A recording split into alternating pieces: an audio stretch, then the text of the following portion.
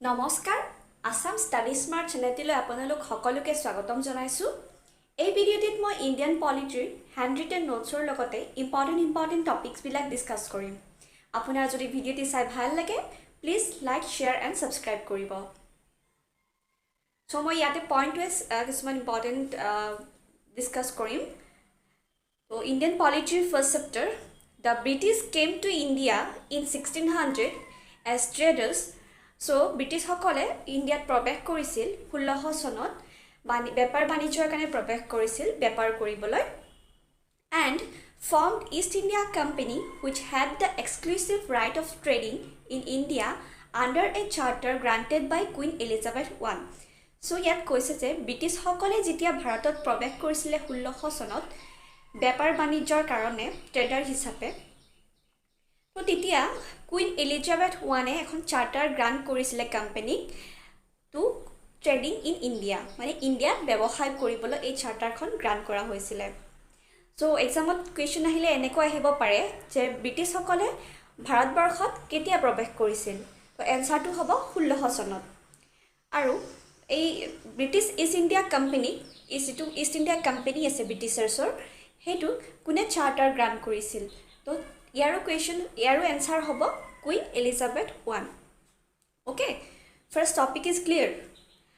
Okay, next in 1765 the company obtained diwani. Diwani মানে কি হয় এনেকুৱা এটা পদ হয় যিটো ইষ্ট ইণ্ডিয়া কোম্পানীয়ে অবটেইন কৰিছিলে কিমান চনত 1765ত।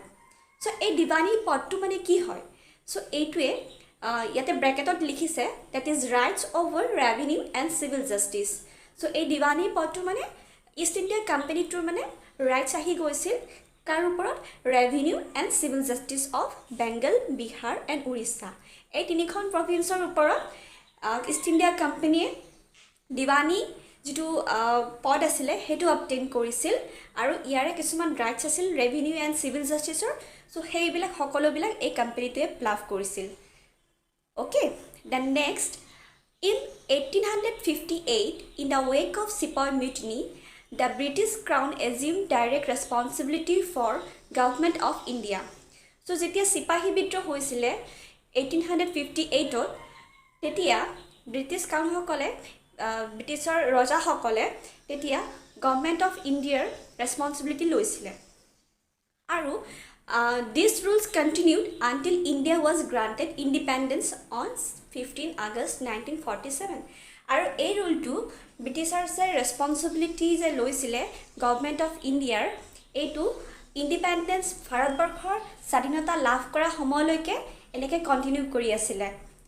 ঠিক আছে, নেক্সট ইয়াতে মোৰ হ্যান্ড ৰিটেন নোটছখিনি আপলোড কৰিছোঁ, আপোনালোকে চাব পাৰে বা আপোনালোকে নিজেও আপোনালোকৰ সুবিধা মতে পইণ্ট ওয়াইজ বনাব পাৰে নোটছ কিছুমান।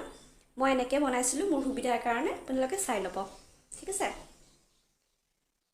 Next independence. ফাৰ্ষ্ট ইণ্ডিপেণ্ডেন্স হ'ল 1947 15 আগষ্ট। দেন কনষ্টিটিউশ্যন আহিলে এণ্ড কনষ্টিটিউশ্যনৰ কাৰণে কোনে ছাজেষ্ট কৰিছিল এম.এন. ৰয়। এম.এন. ৰয় নামৰ মানুহজনে এখন কনষ্টিটিউশ্যনৰ কাৰণে ছাজেষ্ট কৰিছিলে আৰু তেখেত আছিলে a pioneer of communist movement in India. তেখেত আছিলে কমিউনিষ্ট মুভমেণ্টৰ এজন ভাল লিডাৰ আছিলে। ঠিক আছে, সেই লিডাৰজনে কনষ্টিটিউশ্যনৰ কাৰণে ছাজেষ্ট কৰিছিলে কোনটো চনত 1934ত। Okay, constitution assembly formed in 1934। Constitution এছেম্বলিটো 1934ত গঠন হ'ল and on 26 January 1950 the constitution came into force. Constitution assembly গঠন হ'ল 1934ত আৰু কনষ্টিটিউশ্যনখনৰ আৰম্ভ হ'ল 26 জানুৱাৰী 1950।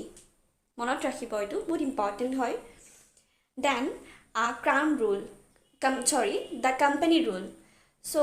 দ্য কোম্পানী ৰুলটো ষ্টাৰ্ট হৈছিল 1773 পৰা 1858লৈকে। ঠিক আছে, ক্ৰাউন ৰুলৰ ভিতৰত ৰেগুলেটিং এক্ট অফ 1773 এখন বহুত বেছি ইম্পৰ্টেণ্ট এক্ট হয়, আপোনালোকে চাব।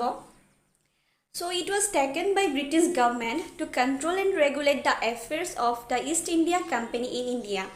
এই এখন আনিছিলে কণ্ট্ৰল আৰু ৰেগুলেট কৰিবলৈ কাক ইষ্ট ইণ্ডিয়া কোম্পানীৰ এফেয়াৰ্ছবিলাকক ঠিক আছে and is recognized for the political and administrative functions of the company for the first time আৰু এই কোম্পানীটোৱে ইষ্ট ইণ্ডিয়া কোম্পানীটোৱে ফাৰ্ষ্ট টাইম ৰিকগনাইজ কৰিছিল তেখেতৰ পলিটিকেল আৰু এডমিনিষ্ট্ৰেটিভ ফাংচনছখিনি ঠিক আছে নেক্সট এইটো হেণ্ড ৰিটেন নোটছ হয় মোৰ এইখিনিৰ ওপৰত টপিক তো আপোনালোকে চাই ল'ব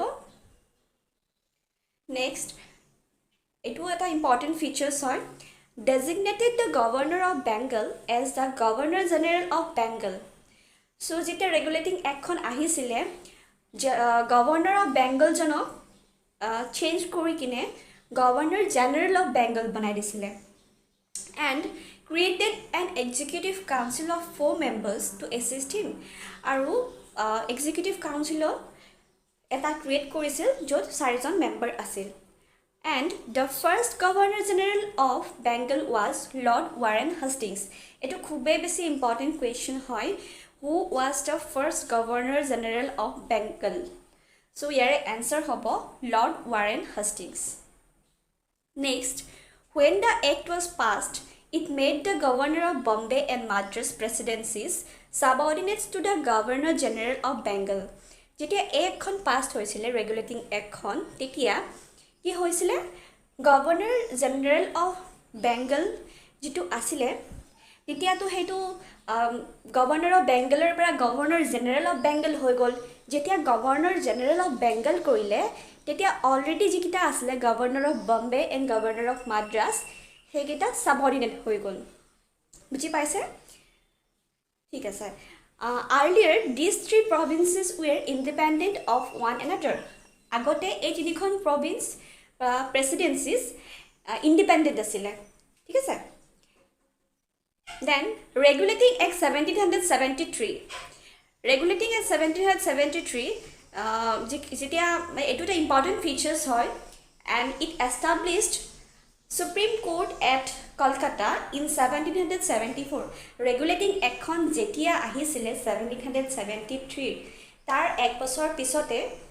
কলকাতাত সুপ্ৰিম কোৰ্ট এখন গঠন কৰা হৈছিল in the year 1773 okay so consisting of one chief justice and 3 other judges so ইয়াতে এই সুপ্ৰিম কোৰ্টখনত এজন চিফ জাষ্টিস আছিল আৰু তিনিজন বাকি জাজেছ আছিল Next, this regulating act 1773 strengthened the control of the British government over the company by requiring the court of directors to report on its revenue, civil and military affairs in India. A regulating act khonor karone British governmentor to power asile hetu aru beshi শক্তিশালী হৈ উঠিছিল কাৰণ হিহতে court of ডিৰেক্টৰ্ছ appoint কৰিছিল যাৰ ফলত হিহতে এই court of ডিৰেক্টৰ্ছটোৱে report কৰিব লাগিছিল কাক গভৰ্ণমেণ্টক ৰিপৰ্ট কৰিব লাগিছিল কিহৰ ওপৰত ৰেভিনিউ চিভিল এণ্ড মিলিটাৰী এফেয়াৰ্ছৰ ওপৰত চ' এইটোৱে গভৰ্ণমেণ্টখনক আৰু বেছি ব্ৰিটিছ গভৰ্ণমেণ্টক আৰু বেছি শক্তিশালী কৰি তুলিছিল বুজি পাইছে নেক্সট এইটো হেণ্ড ৰিটেন নোটছ হয় আপোনালোকে চাই ল'ব স্ক্ৰীনশ্বট মাৰি ল'ব পাৰে ঠিক আছে এইখিনি মোৰ হেণ্ড ৰিটেন নোটছ হয় আকৌ যিখিনি ডিছকাছ কৰিলোঁ তাৰে এইখিনি পইণ্টছ হয় আপোনালোকে চাই ল'ব এবাৰ আপোনালোকে নিজে সুবিধা মতে বনাই ল'ব নোটছখিনি আপোনালোকৰ ঠিক আছে থেংক ইউ আপোনালোকে যদি ভিডিঅ'টি চাই ভাল পাইছে please like share and subscribe কৰিব ধন্যবাদ